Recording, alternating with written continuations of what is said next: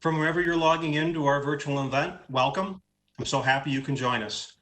My name is Tim Philly, and I'm a professor of geological and soil sciences here at Purdue, where I'm also the director of the Center for the Environment and co-director and PI of the Arequipa Nexus Institute for Food, Energy, Water, and the Environment.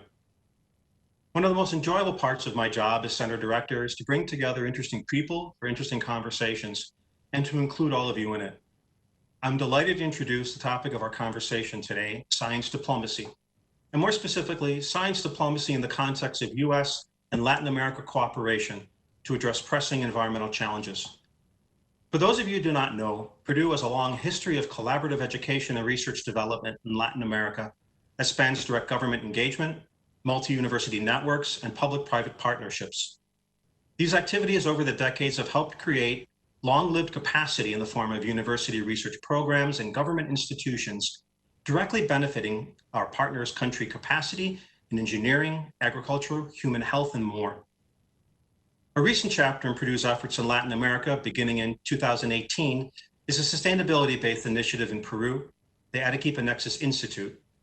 The Nexus is a collaborative research and capacity building program between Purdue and our partner institution, the Universidad Nacional de San Agustin of Arequipa, Peru. It is dedicated to exploring sustainable and equitable utilization of natural resources in the southern region of Peru. I am pleased to have many members from our Nexus partnership joining us today. Such international university-to-university technology cooperatives have the additional benefit of fostering mutual respect, reciprocity, and capacity building.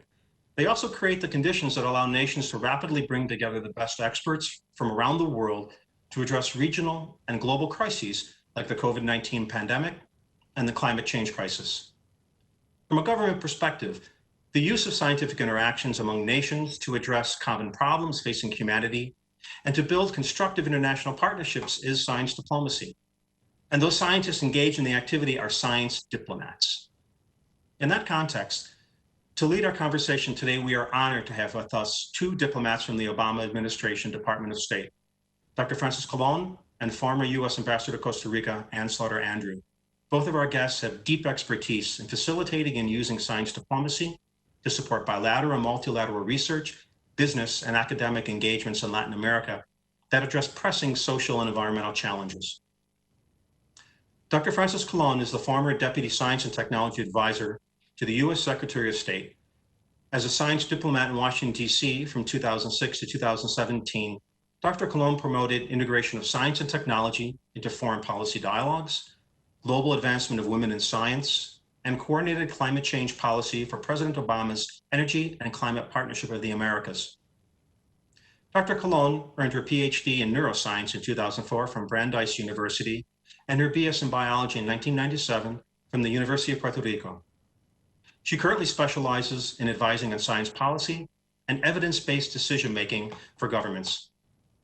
As an Open Society Foundation's 2019 Leadership in Government Fellow, Dr. Colon worked to catalyze policy action to counter the impacts of climate change on vulnerable communities in Florida. Dr. Colon is a 2020 Yale Op-Ed Project's Public Voices on the Climate Crisis Fellow and a member of the National Academy of Sciences of Engineering and Medicine New Voices Project, the Roundtable on Science and Technology for Sustainability, and the Global Science Diplomacy Roundtable. Former US Ambassador Andrew is a mission-driven entrepreneur and lawyer whose career is centered on developing strategies and advancing solutions for a sustainable, thriving, and inclusive economy. She served as our US Ambassador to Costa Rica under President Obama from 2010 to 2013, following more than 20 years as an energy and environmental attorney leading national initiatives addressing brownfields and clean air programs through stakeholder engagement. Ms. Andrew now serves on the board of several clean energy startups and of a leading solar energy company, Sonova Energy International Incorporated, advising on the launch of its ESG initiative. Through the work of her consulting company, Windrun Strategies, she is investing, advising, and advocating for initiatives that advance a more inclusive, clean energy economy.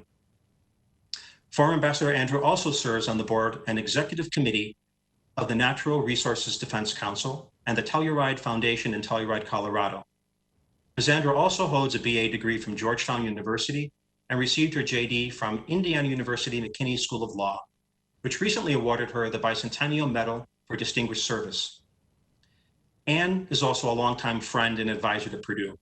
Starting in 2016, she served on Purdue's Strategic Research Advisory Council, where she provided advice and guidance on near and long-term strategies to advance Purdue's research initiatives.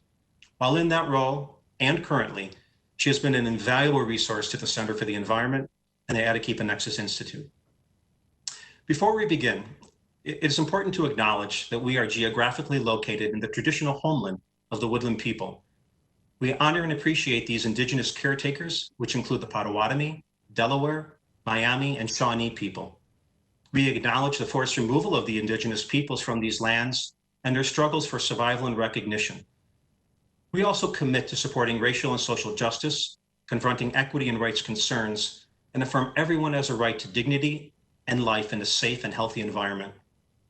Now, please join me in welcoming former Ambassador Andrew, who will provide her opening thoughts on today's topic.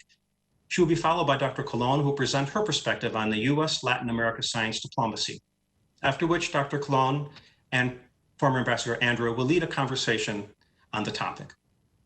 Now, please submit your questions using the chat function, and we will do our best to address as many of them as possible during our time together. So Anne, the floor is yours. Tim, thank you so much. And thank you for your leadership at Purdue. It has been the greatest honor to work with you and all of the initiatives that you've led forward on science and diplomacy. I want to welcome all of you to this conversation. I want to start by reflecting on the fact that this morning I heard Dr. Fauci being interviewed. And when he was asked about science and leadership, he told the audience that what was most important as a scientist is that you have to speak honestly. You have to speak honestly about the data, even if that's not what your audience necessarily wants to hear. And according to Dr. Fauci, that's what gives you credibility as a scientist, and that's what allows you to be a leader. And it is a great honor to be here today with Dr. Frances Colon, who in my time of working with her when I was at the State Department, really shone as a person who spoke honestly about the science and the data and was such a thought leader on science diplomacy, taking the science and leadership into action and actionable programs that really made a difference. And as you probably know, particularly with regard to climate, science diplomacy is so critically important. And Frances was such a thought leader in working with me in Costa Rica on various projects to advance climate initiatives. So it's a great honor to be here, and I'm so delighted to have you all joining us to hear from Dr. Colon. Frances? Thank you, Ambassador. It's my great pleasure to be here with you, with the audience at Purdue and our partners in the region. This is a region that is especially close to my heart. As a Latina scientist here in the United States, I always kept the Latin America region as one of my specific portfolio responsibilities at the State Department, even when my portfolio broadened quite a bit in my last role as science advisor, as deputy science advisor. So I'm happy to be here to talk about this.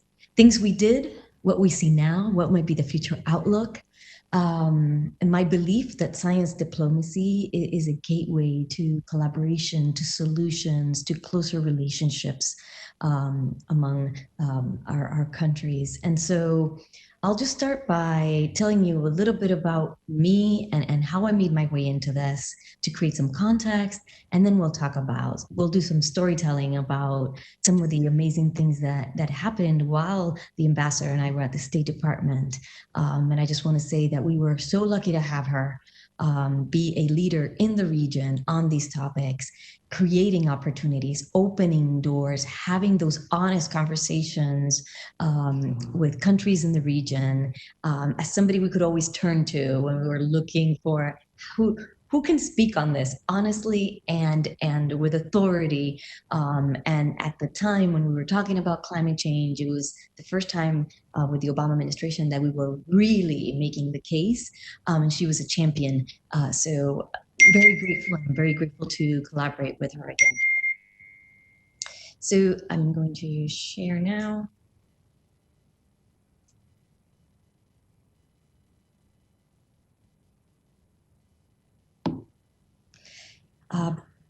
I am born and raised on the island of Puerto Rico. Is the place where I first became interested and fascinated by ecosystems and how the world works. And it was a place that inspired in me the desire to pursue a career as a scientist. Um, it is a place that I continue to be very close to in those science collaborations. I serve on the board of Ciencia Puerto Rico, and through many of those platforms, continuing to advise and stay connected to my homeland in all of these matters of science, science policy, science advice. But it was the place that, for me, it was the place that inspired me. It was where I first did research in a laboratory as an undergrad researcher in a neurobiology laboratory. It was the place that then sent me off to Boston, to Brandeis University, to pursue my PhD in developmental neurobiology. And I spent many, many days in the dark counting cells in images just like this. Cultures that I took care of, that I used for my project at the time to determine what signals were helping cells define themselves during the development of mammals. But I had a curiosity, I had a passion for how science could help serve society beyond the bench, beyond the field. Where were those connections? How could I impact people's lives directly using my background, using science? And at the time, I had a great fascination for what was happening in Washington, D.C., and how decisions were being made. I worked on these cell lines to do my research. And one of the big debates that was happening at the time in Washington was whether stem cell lines would be allowed and what kind of stem cell lines would be allowed for research. Big debates, big decisions were made. Some cell lines were prohibited from use in research. And I was very, very riled up about this. And I thought, wow, I wonder who's advising for these decisions and how these decisions are being made. This is really the best we can do. And I became aware, thanks to my principal investigator and my mentor at the time, of a program that brought scientists from different fields to Washington, D.C. to advise the government on science. And this became a mission to join this program and go to Washington, D.C. To get involved in the process of making decisions, incorporating the best evidence for science. So this policy to make science better, to make it better funded, to make better decisions, but also the process of science then informing decisions that policymakers make every day that should incorporate science. And in that is where we're going to talk a little bit more about science diplomacy further in the talk. But this program that I joined was called the Science and Technology Policy Fellowships of the American Association for the Advancement of Science. It started in 1972, and you can see the first cohort there, and the cohort from last year, which shows the tremendous growth in science policy interest in the scientific community, how it has grown, how the government has continued to take in and expand its integration of scientists into its decision making. So not only the places where I serve, but many technical agencies in the U.S. government and on the Hill in Congress. You can also see the wide array of perspectives, faces, and a lot of diversity in the different groups that are now serving in these roles. I put up this picture because once I started serving and I got to lead a team and I got to take delegations around the world to advocate for science, evidence-based decision-making, and incorporating science capacity building around the world as part of those priorities for nations as they were confronting tremendous development challenges and the like. I got to put together my team. And this was a delegation that we took to APEC, Asia Pacific Economies Meeting. And it's a very unique delegation, as you can see. But I got to incorporate a lot of my value system into my leadership role at the State Department. And one was opening doors of opportunity for women in diplomacy, women in science. And this was one of those delegations where we were an all-women team working together. And I'm really proud of those moments and the team. So science diplomacy. Let's sort of frame this very quickly so we can see what we're talking about here. Foreign policy are the decisions that the government makes that have to do with our relationship with other countries. So one foreign policy decision that we may see playing out right now in the media is the decisions the new administration is making together with their partners in Mexico and in Central America as pertains to immigration and the unaccompanied minors at the border. That's a strictly foreign policy concern, and those relationships are embedded. On the science policy side of things, if we're to look at the decisions the new administration in DC is making on climate policy and how to incorporate scientists into the process, one big decision that was made in science policy was to elevate the office of the Science and Technology Advisor to the President to cabinet level. That's a big science policy decision. That space where those two worlds meet is science diplomacy. And there's many actors in there, but I think that I'm going to emphasize, and the ambassador will emphasize some of the part that government plays in that, but I want to make it clear that what you are doing at the Arequipa Nexus Center and what many other players are doing are other actors in the science diplomacy environment. It's NGOs, environmental NGOs that are working every day. It's the civil society organizations, the private sector that is very well really nurturing those relationships around the world. Think of SpaceX as it now becomes one of the ways in which all the countries are exploring now space, how we are making sense of all that. Private sector, government, there's many actors that will now have to work together in the science diplomacy space. And of course, academia, which very much represents what Purdue is doing. And I have to say, we have a lot of Purdue faculty that came through the State Department through some of these programs for science policy. For example, the Jefferson program that brought scientists to the State Department for a year tenured faculty, and they really were part of the fabric of the State Department and of the work we did. They continue to be, and it's one of the ways in which when they went back, academia continued to be part of the science diplomacy endeavor.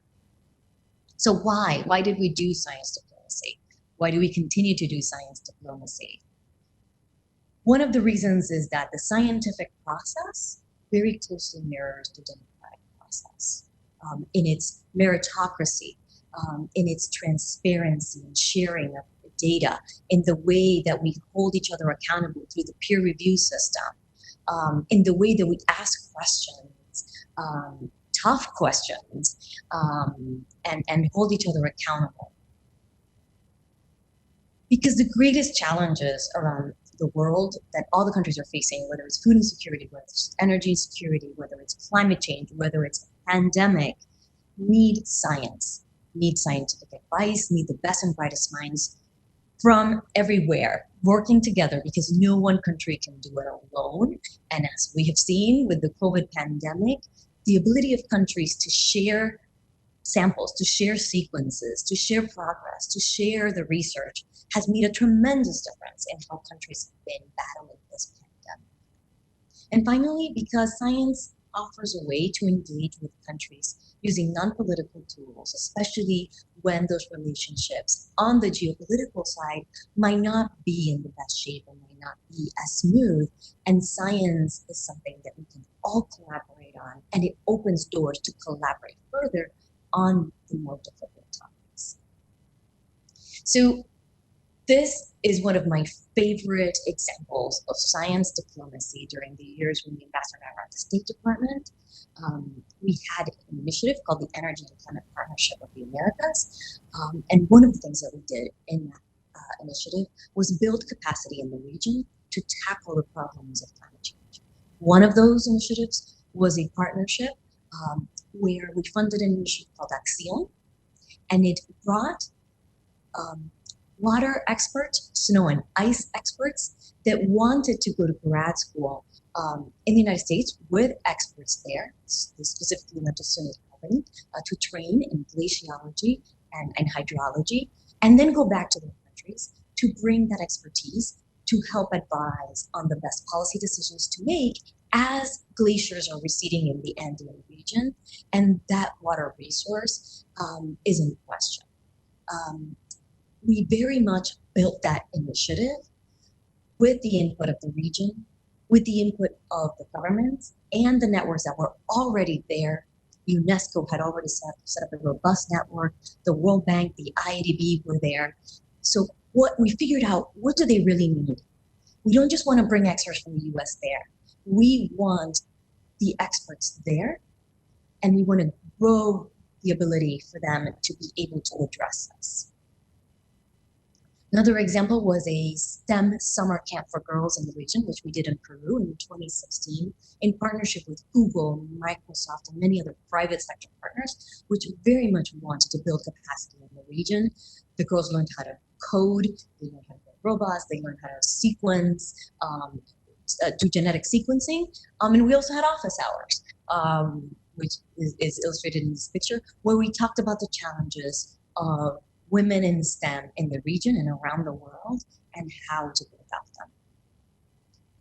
The reestablishment of our scientific relationship with Cuba in 2014 was one of the highlights of our work in science diplomacy. From that reestablishment of diplomatic relations were born agreements to work on sister parks, on public health challenges. And the idea was that these two countries that had not been able to connect for 50 years diplomatically could now use the investments they had made in science and the relationships that scientists had maintained offline from diplomatic formal relationships to reconnect and address common challenges that could only be addressed through science. Not only this is an illustration, an image of a Peruvian peatland. USAID at the time was funding an initiative that would bring together scientists from around the world in collaboration to do their research with American scientists in the US. And this would fund international science collaboration through USAID's work. And this particular initiative was called the Partnership for Enhanced Engagement in Research. And this particular research project, which was one of the funded projects in the last cycle, really got at the valuing of ecosystems as carbon sinks in the region, and the value of these peatlands for that purpose, and how you assign value to these ecosystems, and how to do that in collaboration with scientists around the world. So I wanted to say that those were amazing things that happened while the ambassador and I were there that we were very proud of, but they really seeded at the time what continued to happen beyond our time there. And the fact is that science diplomacy continued to happen with universities, with organizations, and with many other actors.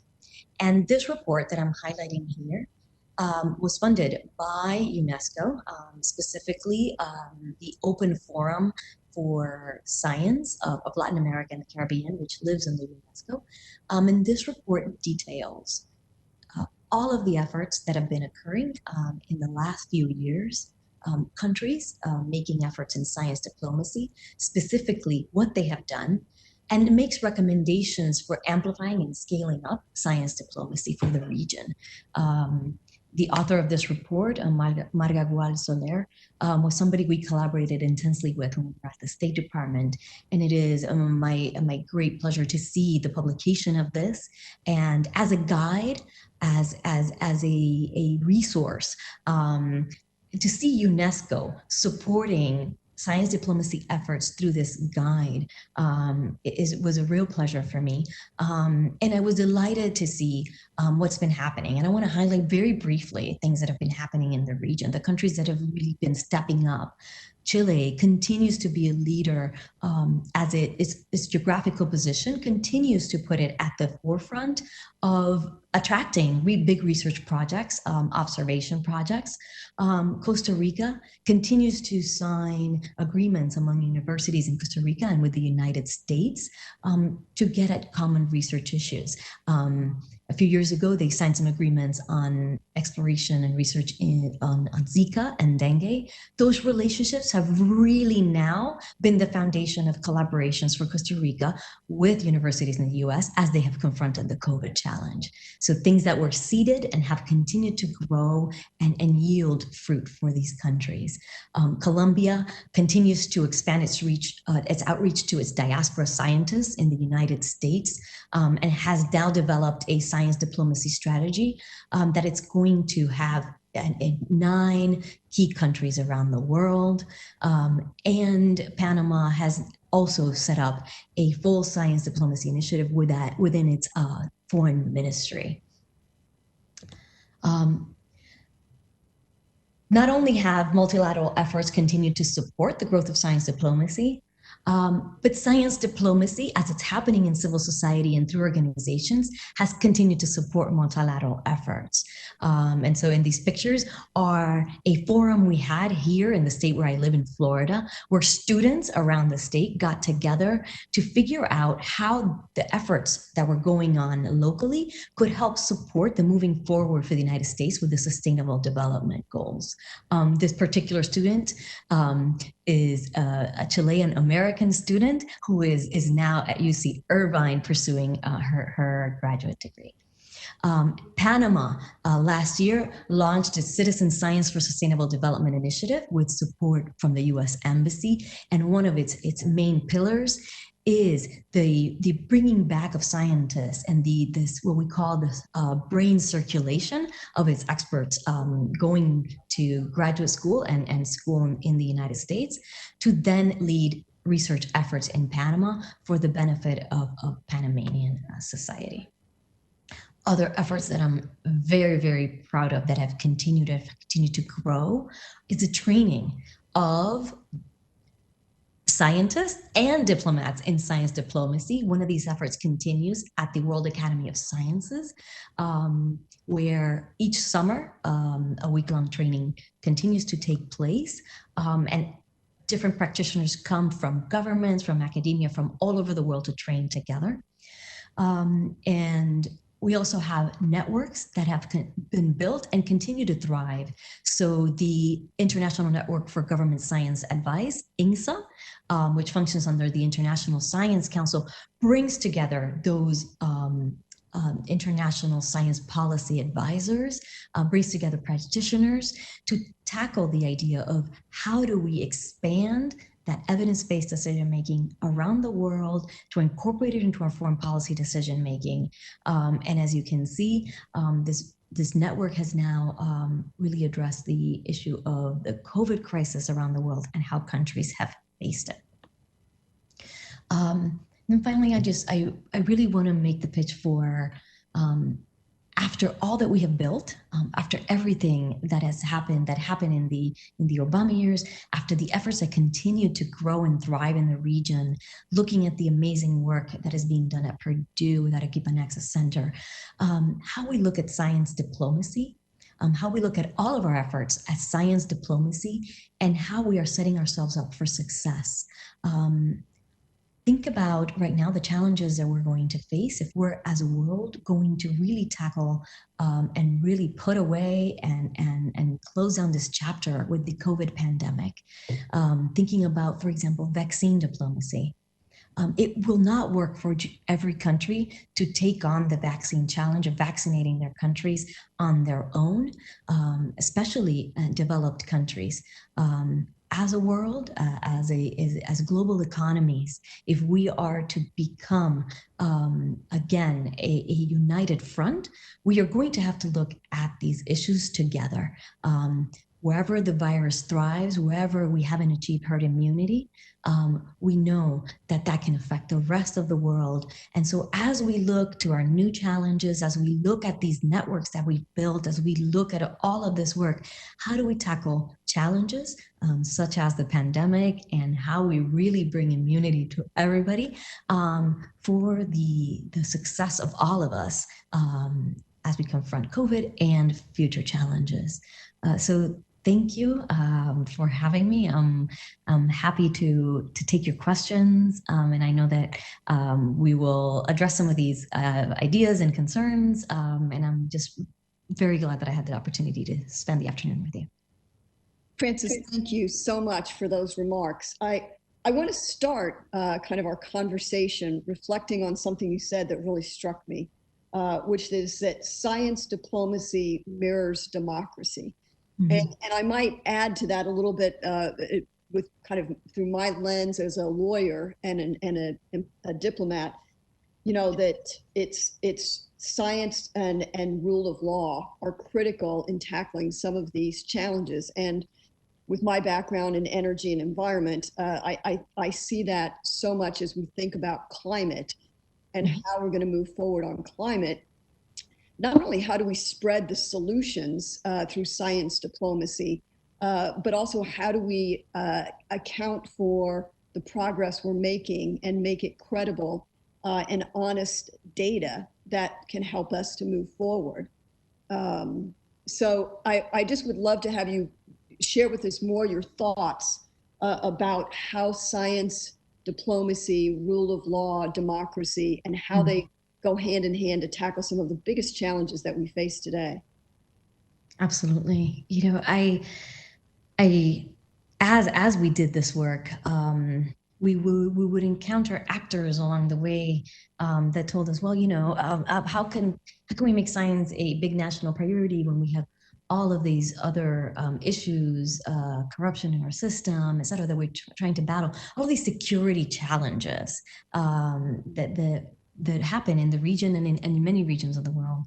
And, you know, we always saw science and science diplomacy as something that would open doors using those very values that the corruption initiatives were trying to fight, right? How do you bring accountability into the system? How do you open up your data systems? How do you bring collaboration to play, which brings accountability, which brings the advancement of discoveries and solutions? And how do we view the ability of science to help us tackle some of these security challenges, right?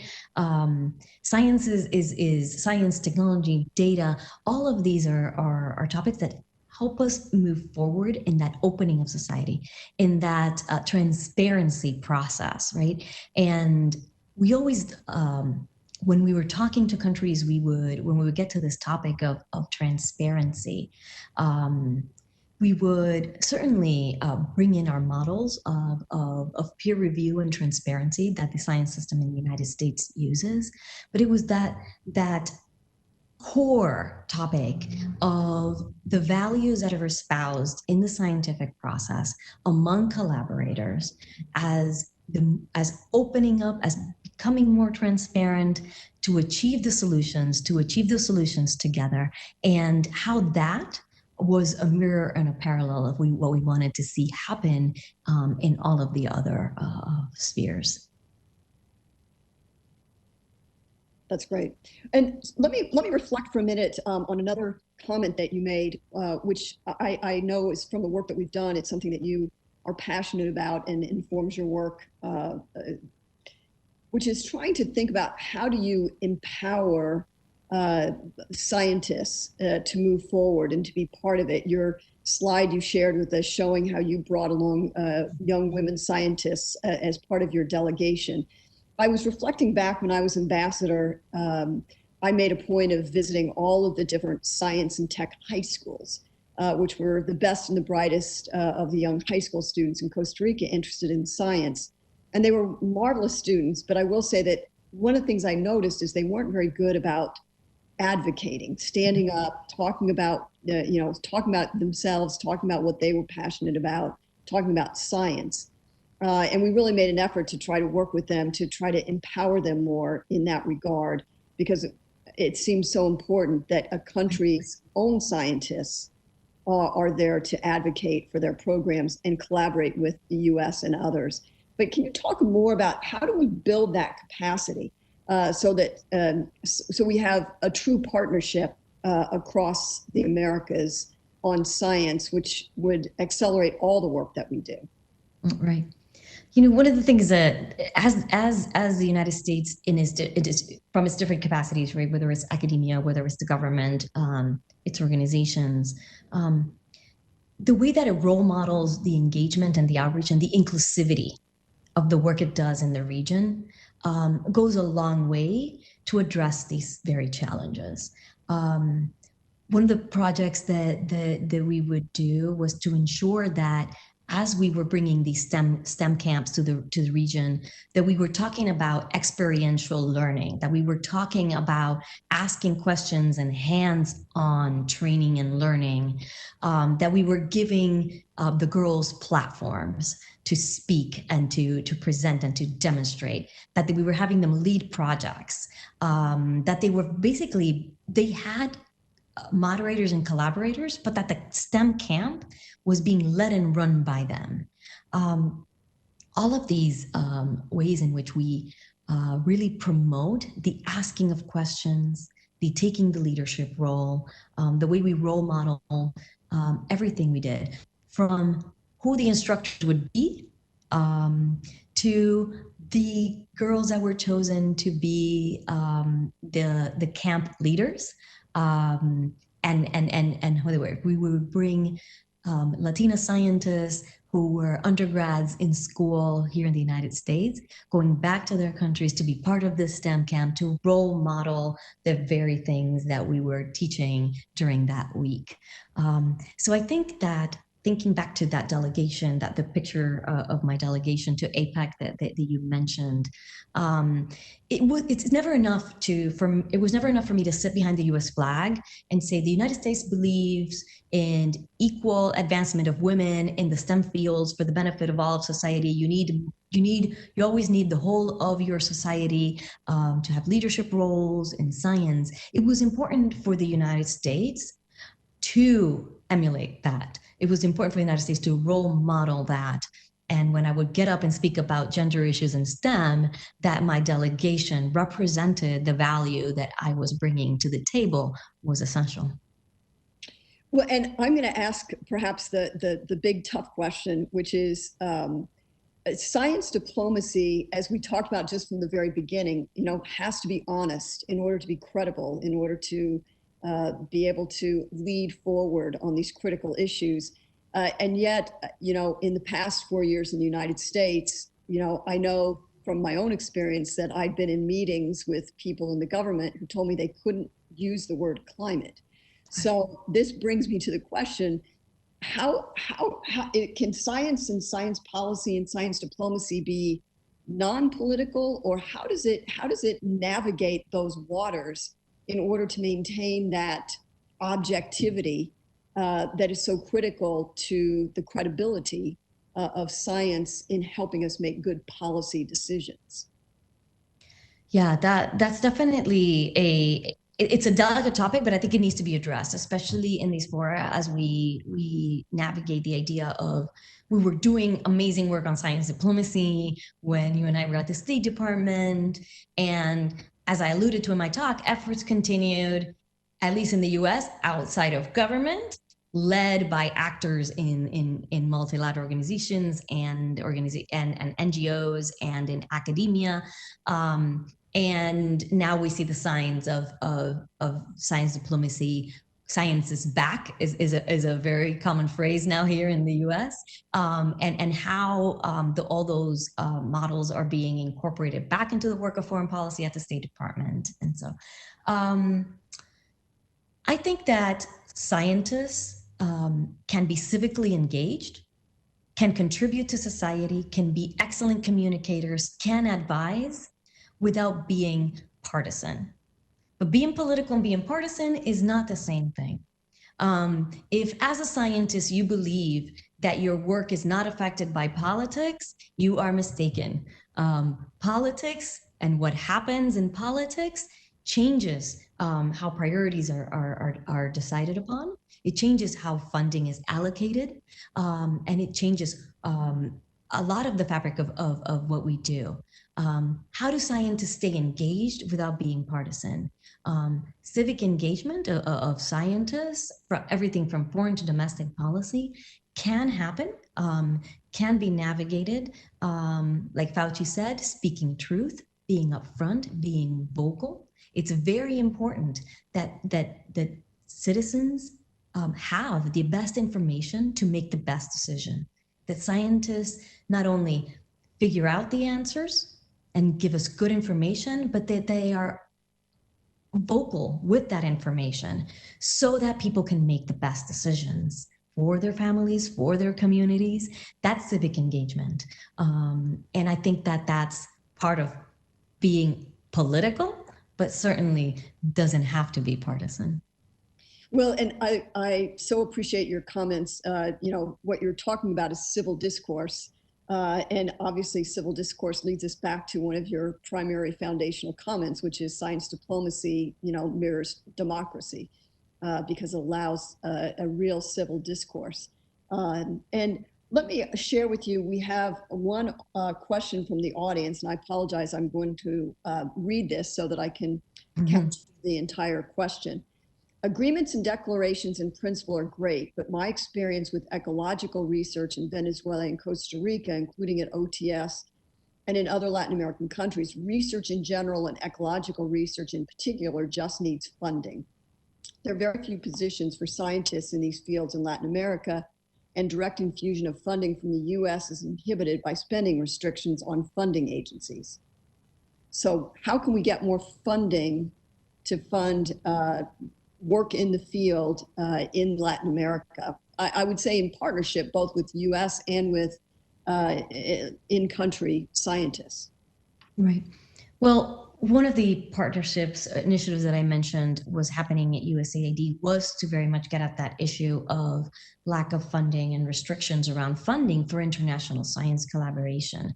In the US, the National Science Foundation, which funds a lot of these ecology topics, only funds research happening with American researchers in the United States.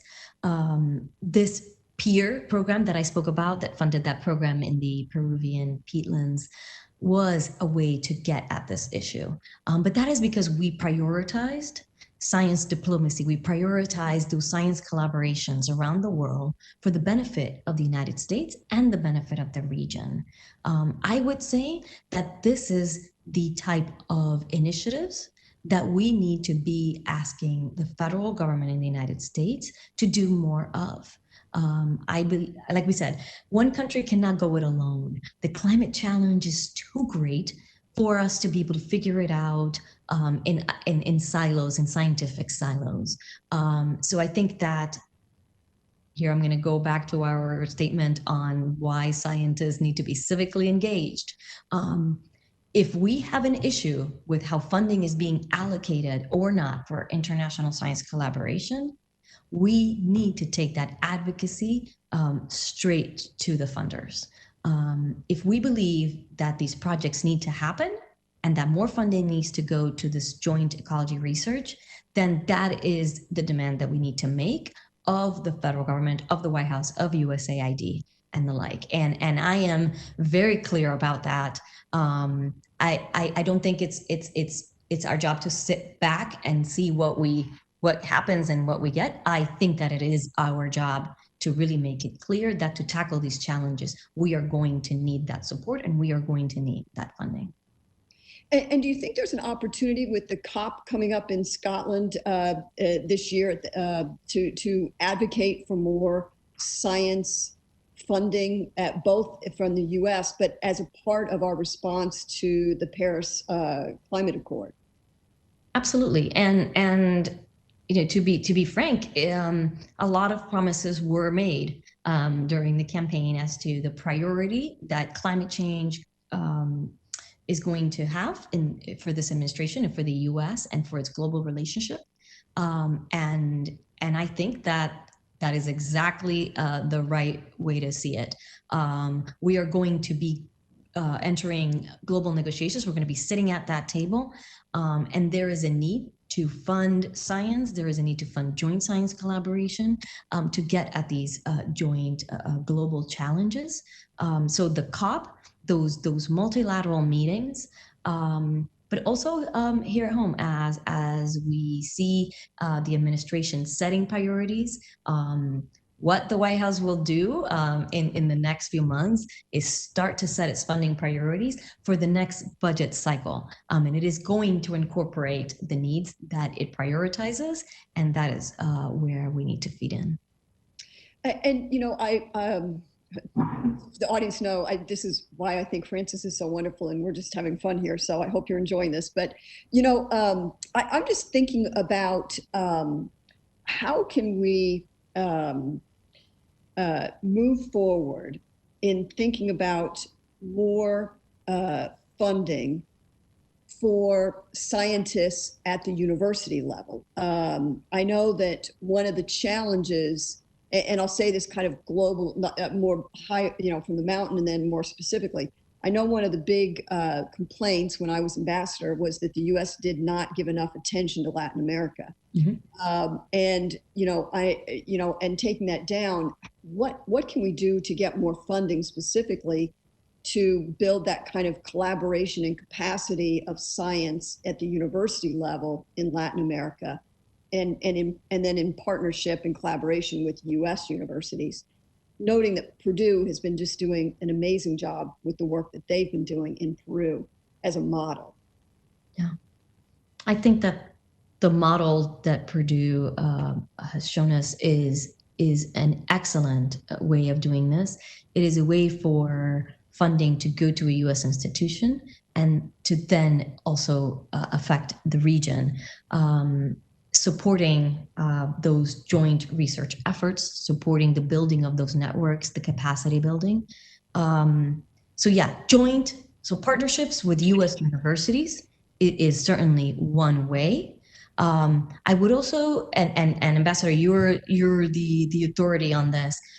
What relationships have been built with the private sector in the region, private sector outside the region that is investing in the region? And as those entities are making investments and coming in, how are we advocating for their investment in developing those capacities as well in the region? How are we getting them involved in that process?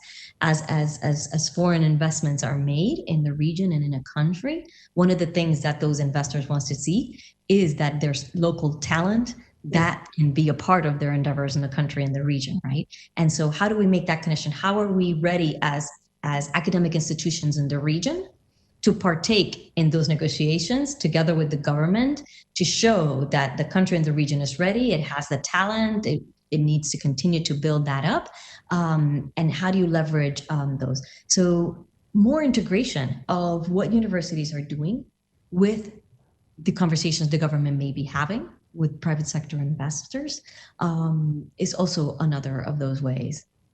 Well, and I will just add that having now worked both with Dr. Suresh Garimella and with Tim Philly at Purdue, and seeing how they have been so amazingly effective in public-private partnerships to drive science and research and applied science results. I have to say, if I was ambassador again, and being informed by Francis and all that she has just shared with us, I have to say, in countries like Costa Rica, where you have ITT, Procter & Gamble, all of those companies that are coming into Latin America and taking advantage of the benefits of being there, we should certainly be thinking about how we create greater public-private partnerships with academia to ensure that you can build that capacity within the country going forward. Absolutely. It's a great observation. I think we have time for one more question, and I see I've got one more question from the chat. So how can we help bring science and academia to the forefront of conflict resolution in Latin America to build capacity in Latin American researchers to play a part in that conflict resolution, specifically thinking about mining and water conflicts? Well, that is maybe one of the underlying theories of how science diplomacy got started. During the Cold War, it was scientists at the National Academies of Science in the US, together with a Soviet scientist, meeting through, let's say, back channels to collaborate and to come closer and build relationships of trust that then would inform the foreign policy decisions that were going to be made by the two countries.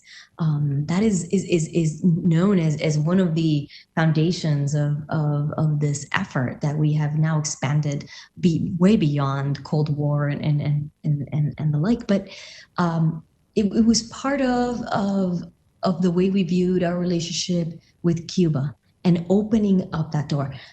I strongly believe that the relationships that are built collaborating on common challenges, whether it's water resources, whether it's food security, all of those are ways in which it can't be denied that the common good and the value that you're bringing for society, it remains at the center. Scientists want to solve problems and they want to do it for the betterment of society. When you bring scientists together to work on those problems, it doesn't matter where you are. It doesn't matter the barriers that were set up there by politicians for years and years and years. All of that falls away. Think about the scientists that spend months and years in the International Space Station from countries that normally don't speak. I think that it starts at the research collaboration table, and then those trust relationships flow into the decisions that are made that are more tied to geopolitics. But scientists can be diplomats and they can be part of those solutions. The more we enable, the more we invest in those scientific collaborations and building those scientific networks, the more you're already impacting all of the conflict resolution. That's great. I'm going to rush. We're going to have to keep this answer short, but I see a question from our good friend Benjamin Gadan. So let me read this very quickly. Great power competition between the United States and China has put IUU fishing on the U.S. national security agenda. Is there a way that this attention from policymakers could drive a better focus on marine conservation and research in Latin America? And we have like 2 minutes for this answer. Thanks, Benjamin. This is part of that same conversation. It is part of what we just said. Yes, as we're looking at security issues, the role that conservation, the role that these collaborations, protecting these resources plays is what opens doors to having the answers, and some of those doors open in the more difficult conversations like the illegal unreported, unregulated fishing. Super. Well, I know that Tim wanted to close out the conversation today. So I'm going to turn it over to Tim, but not first. I'm going to say thank you, Frances. This is, thank you, Ambassador. As usual, any conversation I have with you, I leave more enlightened and inspired. So I can't thank you enough for sharing your thoughts with us. Thank you. And Tim, we'll turn it back to you. Dr. Colon, Ambassador Andrew, on behalf of Purdue's Center for the Environment, the Arequipa Nexus Institute, and our partnering organization, the Purdue Policy Research Institute, I want to thank you for what was a truly informative and truly thought-provoking event. And I know it's actually going to help us in our work in Latin America as we move forward. I also want to thank, of course, Victor Maque, Genaro Jimenez, Ravi Tees, and Lynn Dahman for helping to make this event possible and helping to make all of our events possible. So friends, wherever you are, stay safe. And I look forward to our next event together. Thank you.